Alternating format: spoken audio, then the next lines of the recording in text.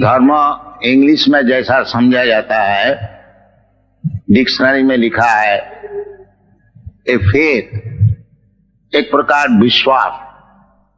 मैं हिंदू का घर में जन्म लिया है, इसीलिए हिंदू धर्म में हमारी आस्था है। मुसलमान का घर में जन्म लिया तो मुसलमान धर्म में आस्था है। तो डिक्शनरी में बताते हैं एक काइंड ऑफ फेथ।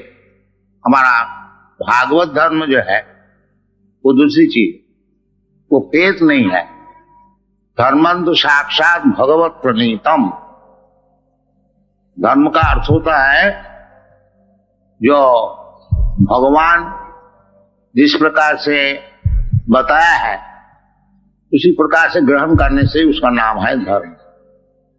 भगवान खुद आकर के बता रहे हैं कि सर्वधर्मान परित्यज्य मामेकं शरणं, यही धर्म, और सब धर्म नहीं है। जिस धर्म में भगवान को नहीं समझा जाता है, भगवान क्या वस्तु है, भगवान से हमारा क्या संपर्क है और उस संपर्क का अनुसार हमारा क्या कार्यक्रम है, ये सब चीज जो समझता नहीं है वो धर्म का विषय कुछ नहीं जानता। ऐसा सेंटिमेंट हमारा ये धर्म है, हम इसको मानते हैं। तो शास्त्र में उसको धर्म नहीं बताया जाता। धर्मं तो साक्षात भगवत प्रणीतम। प्रणीतम का अर्थ होता है बनाया हुआ, बना रहे हैं। भगवान नित्य है और भगवान जो कहते हैं वो भी नित्य है। भगवान का संपर्क से सभी नित्य है। भगवान नित्य है, भगवान की रूप नित्य है, भगवान का गुण नित्य है, भगवान का कार्यक्रम नित्य है, भगवान का धाम नित्य है, भगवान का भक्त नित्य है, सब नित्य है, इटर्नल। तो धर्मंतु साक्षात भगवत प्रणीतम। इसलिए भागवत का ये श्लोक जो है सुत गोस्वामी बता रहे हैं, तो सबई पुंसांग परो धर्म। परो का अर्थ होता है उत्कृष्ट। उत्कृष्ट, उत्कृष्ट और निकृष्ट दो चीज है। प्रकृति उत्कृष्ट और निकृष्ट भगवान बताए गीता में।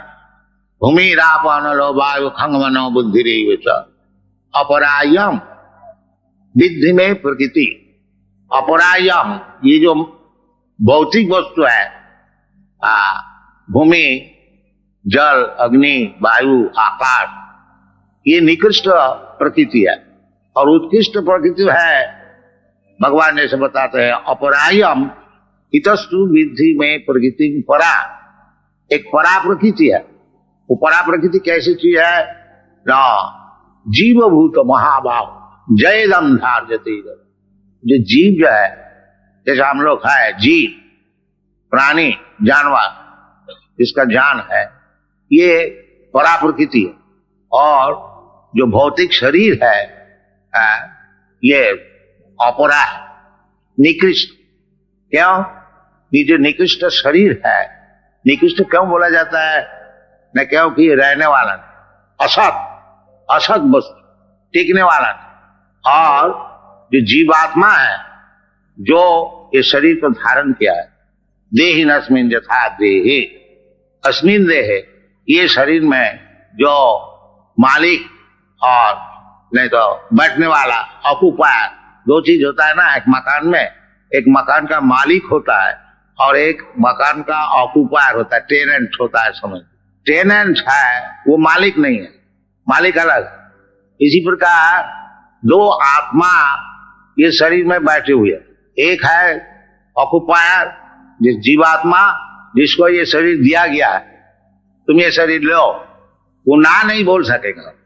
ईश्वर सर्वभूतानाम हृद्देशे अर्जुन तिष्ठति भ्रामयन् सर्वभूतानि जंत्रारूढ़ानि माय। भगवान सबका हृदय में बैठे हुए हैं, आपका हृदय में, हमारा हृदय में है। और भगवान सब कुछ जानते हैं, पास्ट, प्रेजेंट, फ्यूचर, भूत, भविष्य, वर्तमान।